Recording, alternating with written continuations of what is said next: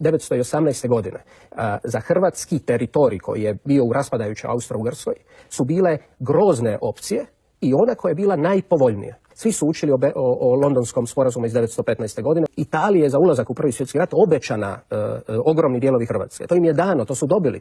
Italija je pobjedila u Prvom svjetskom ratu i Srbija je pobjedila u Prvom svjetskom ratu. Mogli su uzeti ono što im je bilo dano. Kao što su uzeli od recimo Mađarske. Pogledajte što se dogodilo. Hrvatska je imala dakle tu opciju da ostane bez onoga što bi pobjednica Srbija dobila i što bi pobjednica Italija dobila, ili je mogla nastati zemlja u kojoj smo, zahvaljujući različitim drugim opcijama, rekli stvorit ćemo južnoslavensku državu. I ako netko misli da bi bilo lakše od Italije uzimati jednog dana, od Srbije uzimati jednog dana i onoga malog dijela što bi ostao u neznanom položaju, bilo mađarski, bilo sa Slovencima u nekome obliku, stvarati iznova zemlju od svih tih zemalja, ili postati drugi po veličini i jačini faktor u nekakvoj kraljevini Srba, Hrvata i Slovenaca, pa dajte si zapitajte, mislim, pa to su vrlo notorne logične stvari.